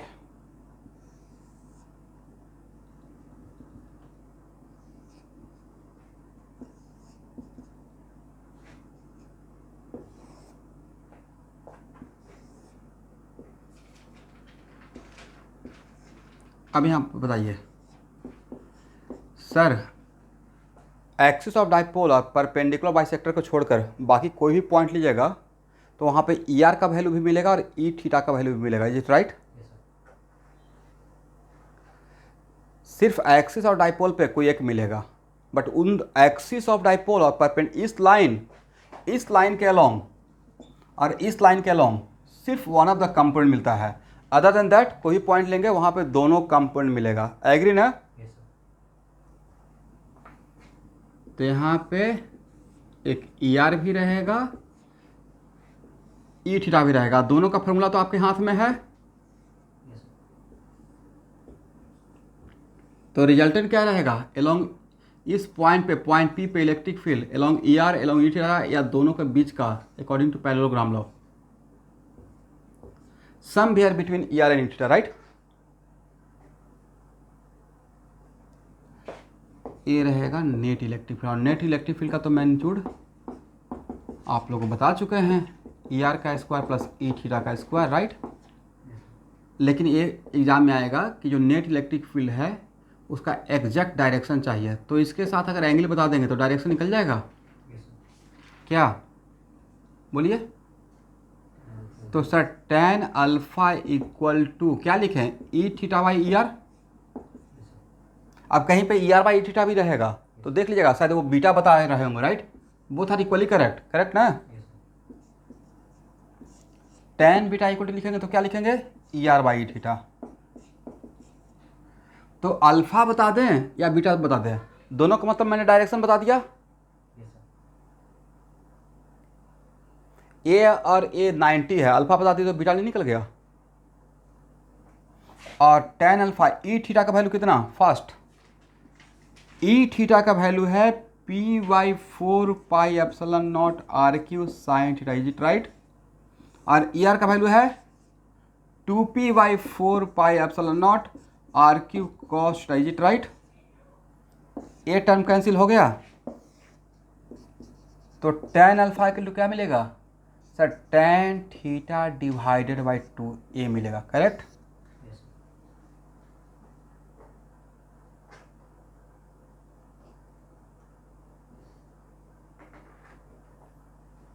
हो जाएगा एवरीवन?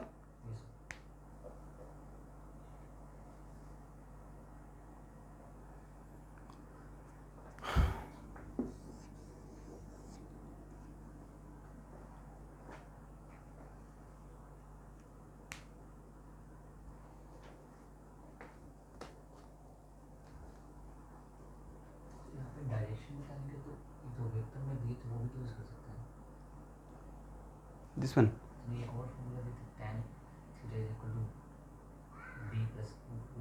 जब वेक्टर में जो पढ़ाए थे, हाँ तो उसमें जब, लेकिन जब ये पता ही है तो डायरेक्ट यहाँ से भी तो निकाल लेंगे, वो भी इसको यूज कर सकते, बात एक ही है। बट जब सामने दिख रहा है कि ये भी पता है और ये भी पता है तो सामने दिख ही रहा है तो यहाँ से और आसान हो गया। अरे फिर भी लिखा दिए कहीं कहीं पे ऐसा रहेगा ऑब्जेक्टिव में तो उसको पकड़ने के लिए, ठीक है? वहाँ से भी अगर यूज करेंगे तो यही मिलेगा लास्ट में जाकर। हो गया ना एवरीवन? चलिए अब हेडिंग बनाइए।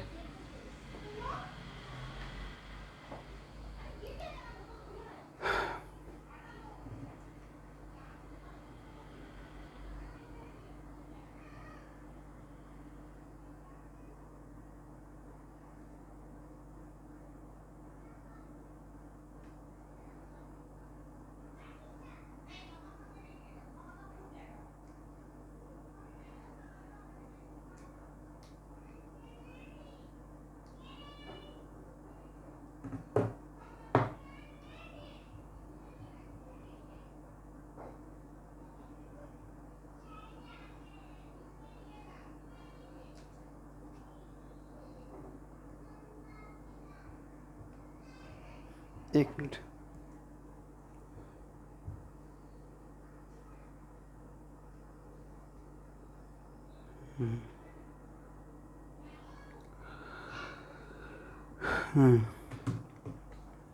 नीट का डेट का अनाउंसमेंट हो गया है नहीं?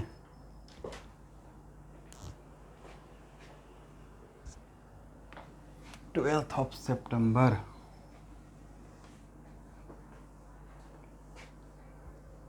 यार मेडिकल की तैयारी करने वाले बच्चे सोच रहे कब होगा नीट का, कुछ पता ही नहीं चल रहा था। एक बार फॉर्म फिलअप हो जाता है तो थोड़ा कॉन्फिडेंस आता है कि अब एग्ज़ाम हो जाएगा। नहीं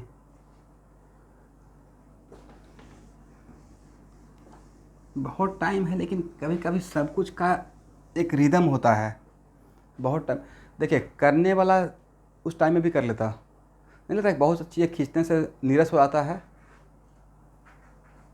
थोड़ा बहुत कहीं ना कहीं थोड़ा इंटरेस्ट जाने लगता है, या प्लस फ्रस्ट्रेशन हो जाता है।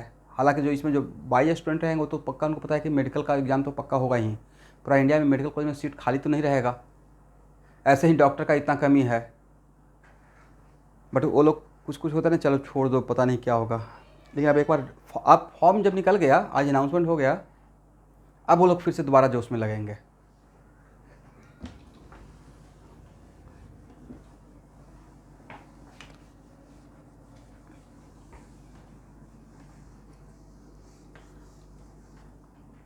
चलिए यहाँ तक हो गया ना। अब लिखिए, हेडिंग बनाइएगा बढ़िया से, torque and force, force and torque, ऐसे लिखिए, force and torque on dipole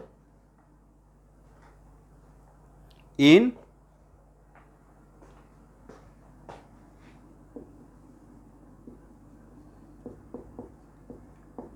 uniform electric field. Yes, पहले पॉइंट वाइज करेंगे। हेडिंग, मेन हेडिंग क्या है, फोर्स एंड टॉर्क, किस पे, डाइपोल पे, किस फील्ड में। फिर सेकंड डील करेंगे non uniform field, non uniform electric field, right.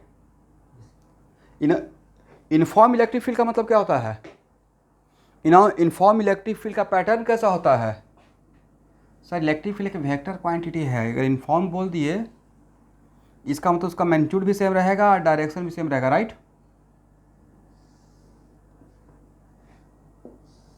और सबके बीच में गैप डिफरेंट रहेगा सेम रहेगा। सर गैप भी सेम रखना पड़ेगा, because magnitude of electric field directly proportional to number density, right. तो this is the pattern of non uniform electric field या यूनिफॉर्म इलेक्ट्रिक फील्ड,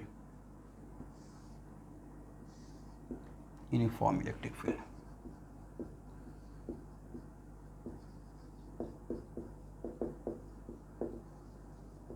हो गया ना। चलिए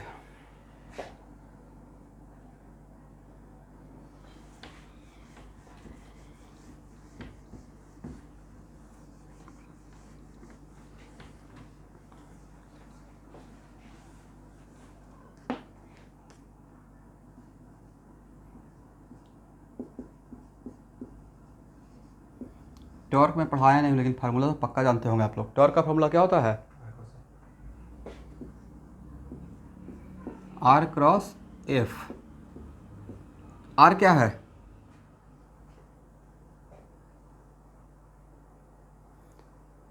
आर क्या है, आर क्या है, फिर से एक बार बोलना है जो बोल रहे थे।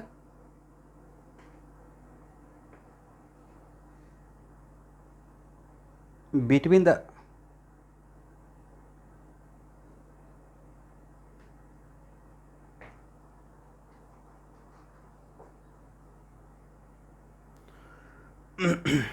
और कोई एनीवन।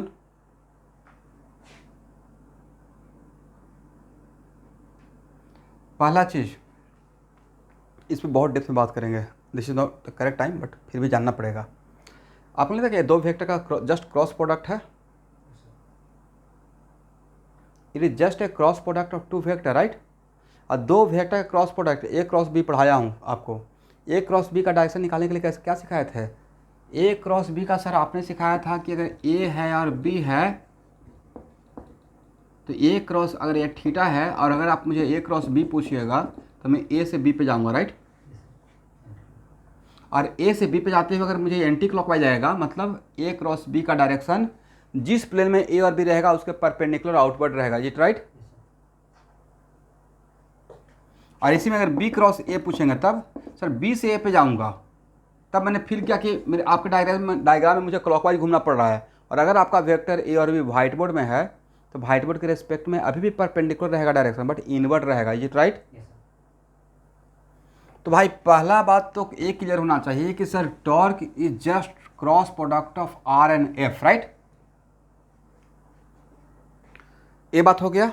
तो डायरेक्शन तो निकल जाएगा कैसे, टॉर्क का डायरेक्शन सर जिस प्लेन में आर और एफ रहेगा उस प्लेन के परपेंडिकुलर डायरेक्शन में टॉर्क का डायरेक्शन होगा। Is it clear? इसमें ना बोलने का कोई बात ही नहीं है, दो वेक्टर का क्रॉस प्रोडक्ट है, राइट।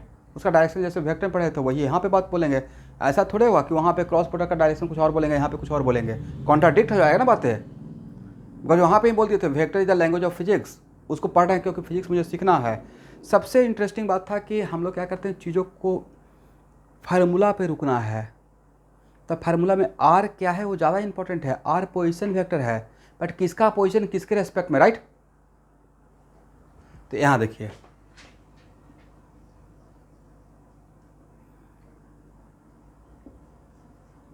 ये मेरा पॉइंट है, इस पॉइंट पे एक मैं फोर्स अप्लाई कर रहा हूँ। तो टॉर्क के केस में यहाँ देखिएगा, न्यूटन्स लॉ ऑफ मोशन का वन ऑफ द और नाम है जिसका नाम है पार्टिकल डायनेमिक्स। क्या नाम है? और रोटेशन का नाम है रिजिड बॉडी डायनेमिक्स, करेक्ट। तो एक्चुअल में टॉर्क में कहाँ पे फोर्स लग रहा है, न्यूटन्स लॉ ऑफ मोशन में हम लोग क्या बस इस पे सेंटर ऑफ मास पे फोर्स लगा देंगे। कहाँ पे लग रहा है कोई मतलब नहीं, बस इस पे। यहाँ देखिए, न्यूटन्स लॉ ऑफ मोशन में कोई फर्क पड़ेगा कि फोर्स यहाँ लगा या यहाँ लगा, यहाँ लगा? आपको तो मतलब यही रहना ना, टुवार्ड्स राइट, करेक्ट। रोटेशन में फ़र्क डाल देगा कि कहाँ पे लग रहा है। तो एक्चुअल में एक मेरा पॉइंट P है, और पॉइंट P को बोलेंगे point of application of force. पढ़िए एक बार, जहाँ पे फोर्स लगते रहेगा उसको बोलेंगे point of application of force, right. Okay, यहाँ देखिए निरंजन, नट और बोल्ट का नाम सुने हैं? इसको क्या पढ़ते हैं अगर इस टाइप का, अगर इसको शायद नट बोलते हैं, राइट। और उसको खोलने के लिए हम लोग रेंच लगाते हैं। क्या लगाते हैं? रेंच।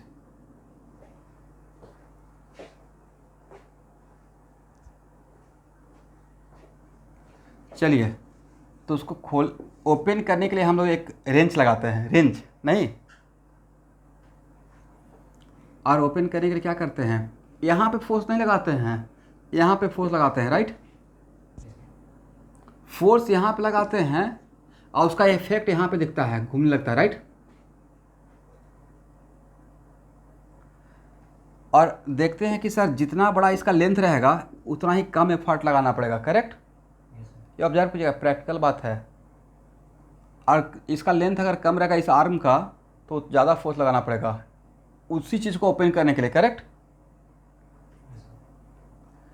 चलिए, तो एक्चुअली फोर्स या point of application of force ये है, बट मैंने पूछा find the torque about O. देखिए इसको क्या पढ़िएगा, find the torque about O due to force F. इसको लिखिए, torque about O due to force F. तो टॉर्क किसके अबाउट निकालना है?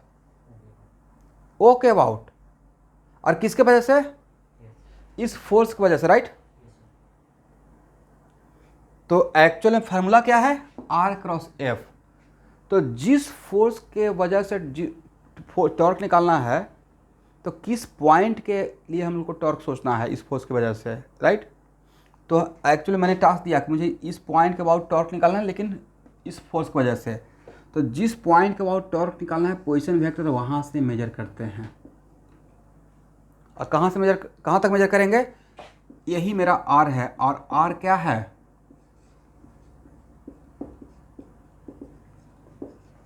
Position vector of P with respect to O, correct. इसका मतलब इस फार्मूला में R क्या है? तो सर R है position vector of point of application of force. R है position vector of point of application of force with respect to the point about which we have to find out the torque, right. इस formula में R क्या है? R है position vector किस point का? Point of application का, point of application of force का। किसके रेस्पेक्ट में? About which we have to find out the torque, जिस पॉइंट के अबाउट मुझे टॉर्क निकालना है, राइट। तो अब क्लियर कट फॉर्म पता चल गया कि आर और यहाँ पे क्या है, आर का ही तो गेम था, आर को ही सब नहीं समझेंगे तो कैसे काम चलेगा। ठीक है, चलिए। और किसी वेक्टर को पैरेलल शिफ्ट करते हैं, वेक्टर विल नॉट चेंज। तो आर को अगर पैरेलल शिफ्ट करते हैं ऐसे कर सकते हैं ना। तो ए एंगल थीटा है और मुझे निकालना क्या है, आर क्रॉस एफ। तो आर क्रॉस एफ, तो मेरे डायग्राम में आर से एफ पे जा रहे हैं, तो मेरा मूवमेंट कैसे है, क्लॉकवाइज। तो क्या लिखिएगा, आर का मैग्नीट्यूड, एफ का मैग्नीट्यूड साइन थीटा, और यहाँ पे यूनिट वेक्टर एम। मेरे यूनिट वेक्टर का direction according to my diagram away from the white board या towards the white board. It is perpendicular to the white board but towards the white board, right. वजह clockwise है इसलिए, right.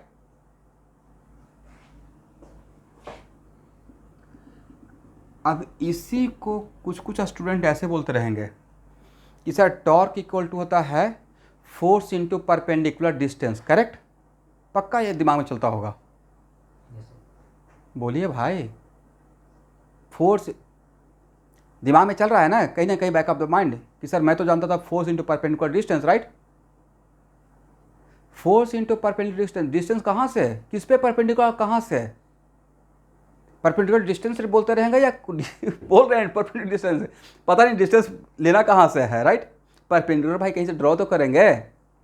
Perpendicular distance from point O on the line of force, right. Perpendicular distance from point O on the line of force, force के line, force वाले line पे, correct. यही है H, perpendicular distance, correct. तो आप लोग शायद torque का मैग्नीट्यूड इक्वल टू ए भी जानते होंगे, एफ इंटू एच।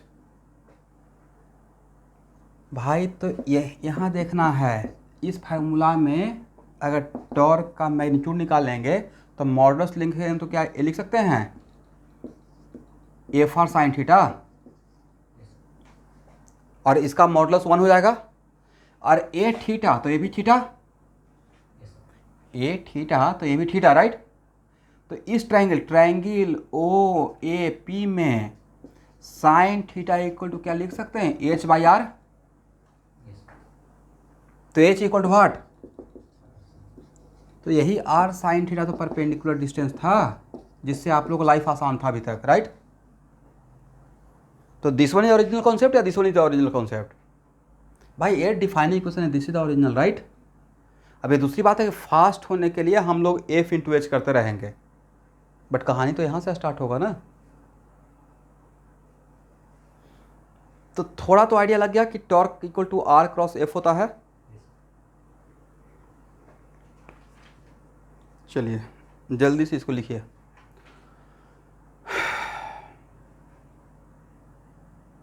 हो गया।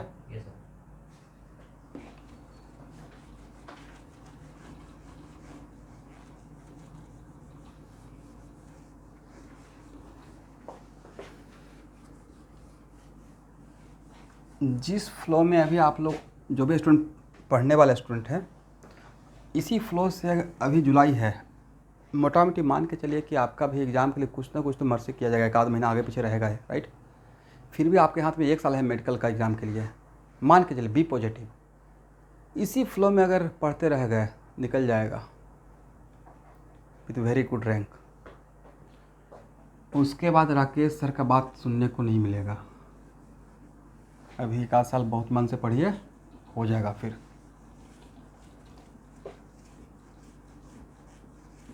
देखिए हम लोग का भी ये ड्यूटी है, क्या करिएगा। अब एक बार एडमिशन बच्चे लेते हैं तो मैं मैक्सिमम कोशिश तो यही करता है ना कि कुछ ना कुछ अच्छा पढ़ा कर भेजें, ताकि मन में गिल्टी फील ना हो कि सिर्फ एडमिशन लेके पैसा ले लिए।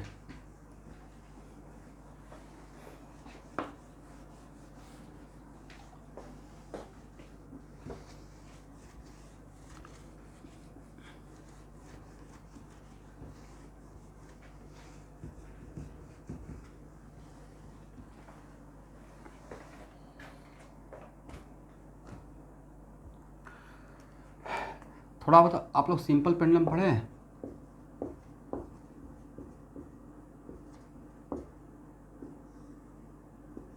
एवरीवन सिंपल पेंडुलम का नाम सुने हैं?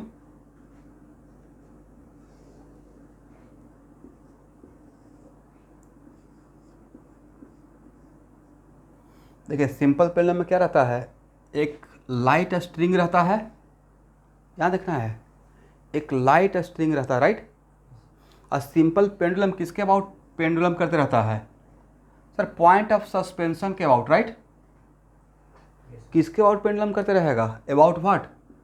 पॉइंट ऑफ सस्पेंशन, या तो बोल सकते हैं इस लाइन के अबाउट, राइट।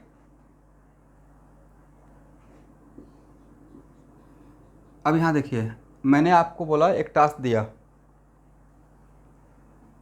अच्छा टॉर्क में आर क्रॉस एफ में फार्मूला में क्या आया था बताइए तो? आर एफ साइन थीटा ना, जहाँ पे थीटा क्या था? आर और एफ के बीच का एंगल था। अगर थीटा 0 180 देन टॉर्क,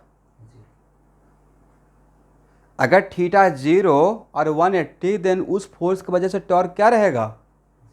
इसका मतलब है कि सर अगर पोजीशन वेक्टर आर और एफ अगर पैरेलल हो गया या एंटी पैरेलल, उसके वजह से टॉर्क अप्लाई नहीं होगा, राइट।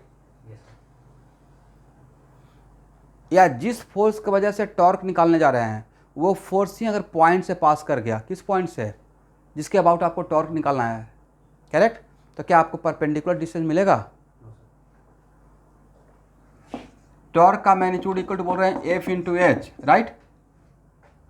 और लाइन ऑफ फोर्स, और एच क्या था? Perpendicular distance between point and line of force, और लाइन ऑफ फोर्स ही पॉइंट से पास कर गया, then what the perpendicular distance? 0, right. तो उस केस में टॉर्क क्या रहेगा? 0 रहेगा। एग्री? एनीवे, तो आपको मैंने बोला कि find the torque about O, तो इसके अबाउट टॉर्क निकालना है सिंपल पेंडुलम में, राइट। फाइंड, यहाँ देखिएगा, find the torque about O on this mass, इस मास का।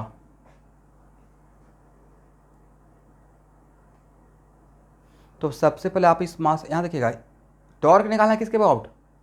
टॉर्क निकालना है, मेरा सिस्टम है स्ट्रिंग और mass. What is my system? String plus a mass, जो पार्टिकल है, इसको मैं पार्टिकल मान रहा हूं। तो इस सिस्टम का टॉर्क निकालना है अबाउट ओ। तो सबसे पहले आपको फोर्स देखना पड़ेगा, इज इट राइट? इस पे कौन कौन सा फोर्स? फ्री बॉडी डायग्राम बनाएंगे, एक mg रहेगा, एक t रहेगा, राइट। तो टॉर्क के लिए क्या कीजिएगा सर, जो जो फोर्स रहेगा सबका अलग अलग टॉर्क निकाल के जोड़ेंगे, राइट।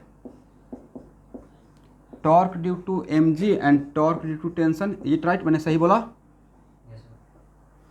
किसी सिस्टम में अगर एक से ज़्यादा फोर्स लग रहा है और उसके वजह से किसी पॉइंट का और टॉर्क निकालना है, तो सारे फोर्स का इंडिविजुअल टॉर्क निकाल के वेक्टोरियल सम करेंगे, because torque is also a vector quantity, right.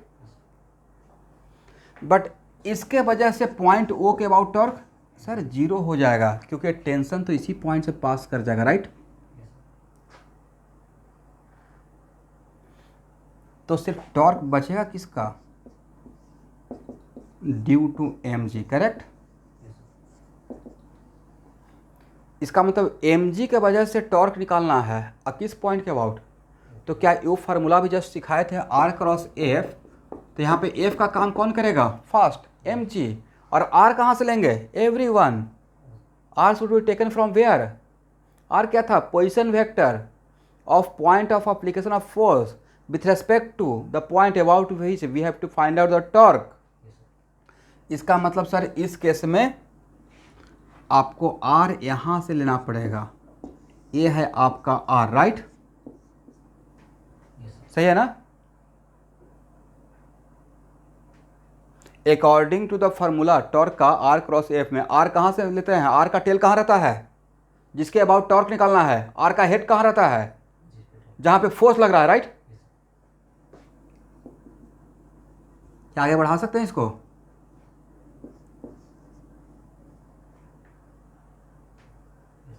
Correct. तो टॉर्क इक्वल टू क्या लिख सकते हैं? आर क्रॉस एम जी, तो R cross M G equal to क्या लिखेंगे?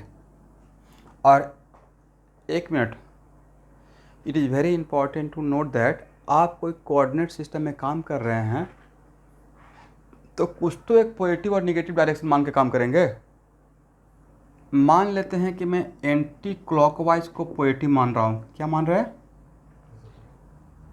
एंटी क्लॉकवाइज को, it is very important to note that मैं एंटी क्लॉकवाइज को पॉजिटिव लेता हूँ, करेक्ट? तो क्लॉकवाइज उस टर्न पे क्या हो जाएगा? निगेटिव। किसी एक डायरेक्शन को पॉजिटिव लेते हैं तो दूसरा डायरेक्शन क्या हो जाएगा? If one direction is positive then other direction is what? Negative. तो यहाँ पे क्या लिखेंगे स्टूडेंट? आर का मैग्नीट्यूड एम जी का मैग्नीट्यूड, करेक्ट? और मैं आउटवर्ड, यहाँ देखिए प्रॉब्लम सॉल्व करने के लिए आगे जब पढ़ाएंगे आपको तो प्रॉब्लम सॉल्व करने के लिए कोऑर्डिनेट सिस्टम लेते रहते हैं, एक्स वाई। अगर मेरा एक्स है, ये मेरा वाई है, तो जेड एक्सिस कौन सा रहेगा? ये रहेगा आगे की तरफ, ठीक है ना? तो बोलिए अकॉर्डिंग टू माई एजम्पशन मेरा पॉजिटिव जेड एक्सिस किसकी तरफ रहेगा? टुवार्ड्स द व्हाइट बोर्ड या away from the white board? According to my assumption anti clockwise को मैं पॉजिटिव मान लिया, मतलब मेरा पॉजिटिव जेड एक्सिस इसके तरफ रहेगा, राइट?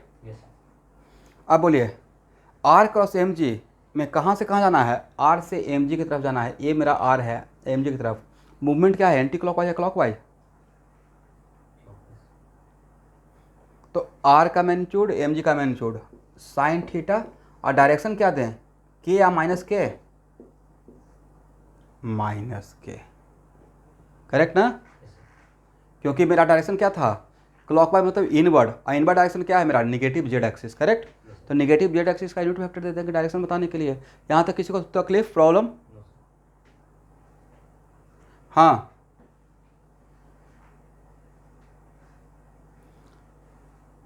यस। डायरेक्शन के लिए क्या लिखेंगे पहले ये बतलिए तो, क्लॉकवाइज या एंटी क्लॉकवाइज?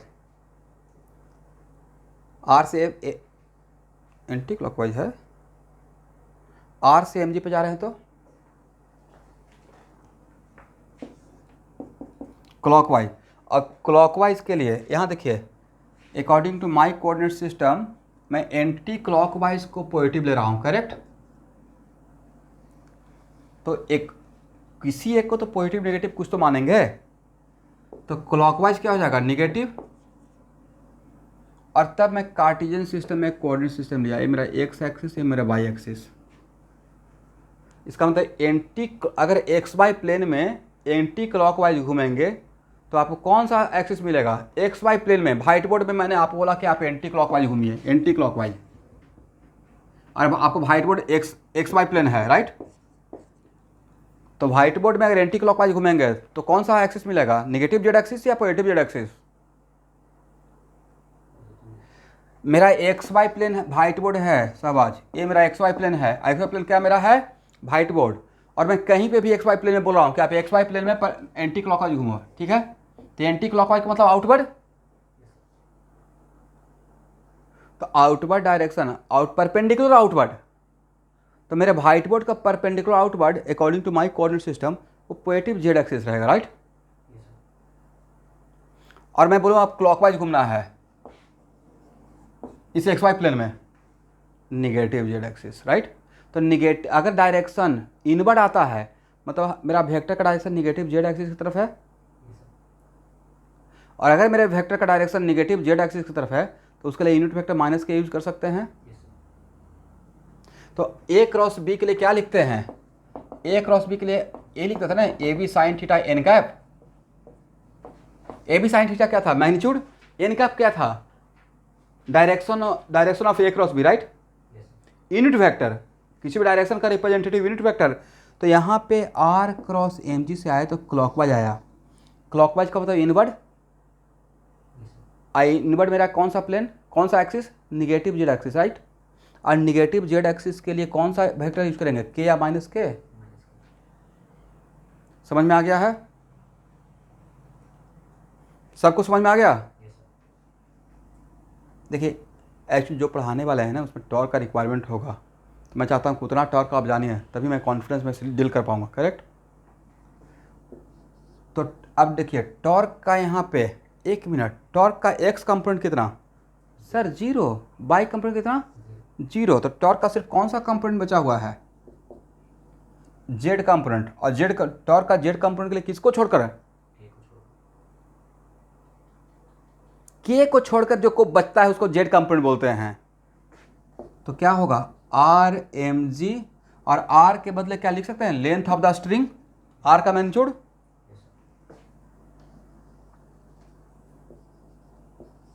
आर का मैग्नीट्यूड होता है length of the string in case of simple pendulum, is it right. तो क्या आर के बदले एल को यूज किया जाए, तो minus M G L sine theta. यहाँ तक आ जाइए, यहाँ तक समझने किसी को प्रॉब्लम सिंपल पेंडुलम में।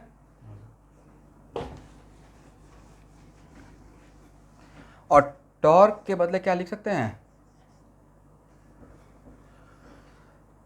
टॉर्क इक्वल टू, आगे पढ़ाएंगे स्टूडेंट, एक फार्मूला और होता है आई अल्फा, नाम सुने हैं राइट। तो I alpha equal to M G L sine theta, is it right, हो गया ना। तो अल्फा इक्वल टू क्या हो जाएगा sir minus M G L by I sine theta, right. अब क्या अल्फा के बदले सर्कुलर मोशन में मैं लिखा था D two theta by D T square, और क्या यहाँ पे माइनस एम जी एल, थोड़ा बहुत पढ़े हैं मोमेंट ऑफ इनर्शिया किसी पार्टिकल का किसी डिस्टेंस से,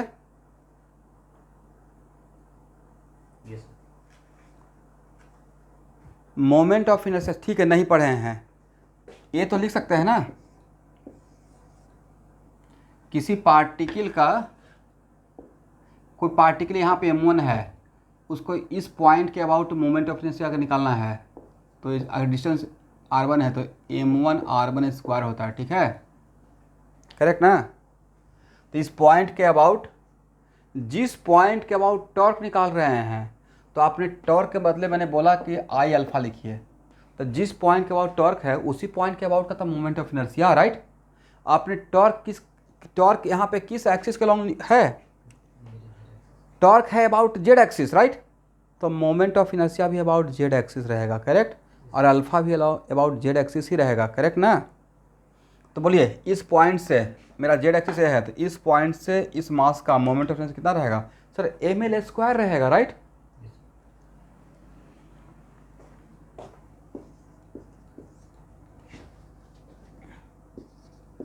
जब ऐसे से हमारा रोटेशन पढ़ाएंगे ना तो एकदम यूज टू हो जाएगा, बिल्कुल मत घबराइए। M G L by M L square sine theta, is it right. तो जो भी कट कुट के मिलेगा क्या मिला minus G by L minus G by L sine theta. अब यहाँ पे अभी तक एक सिंपल पेंडुलम नहीं बना है, मतलब अभी तक सिंपल पेंडुलम है, बट इसको हम लोग एस एच एम नहीं बोल सकते हैं। एस एच एम करने के लिए theta should be very very small, right, theta should be very very, तो लिखिए if theta should be very very small, if theta is should be, if theta is very very small, तो क्या लिख सकते हैं D two theta by D T square equal to minus G by L theta. ये limit में पढ़े होंगे, if theta is very small then sine theta equal to theta लेते हैं, राइट। तो थीटा अगर टेंडिंग टू जीरो है या very very small then sine theta के बदले क्या लिखेंगे ऑलमोस्ट थीटा, करेक्ट। और ध्यान से देखिएगा तो sir this is equation of S H M, right. S H M का इक्वेशन के लिए क्या बताए थे D two X by D T square equal to क्या माइनस के एक्स। तो यहाँ पे जो रहेगा अगर वहीं पे वही यहाँ पे है, मतलब वो equation of S H M है, ठीक है। तो यहाँ पे अगर थीटा था, यहाँ पे भी अगर थीटा है, तो इसका मतलब this is the equation of what S H M, correct. तो इसके बदले ये भी तो लिख सकते हैं D two theta by D T square equal to minus omega square theta. यहाँ पे ओमेगा क्या रहेगा angular frequency, is it right? इसको ए के साथ, फर्स्ट को सेकेंड के साथ कंपेयर कर देंगे तो omega square equal to G by L, then omega equal to root over G by L, right?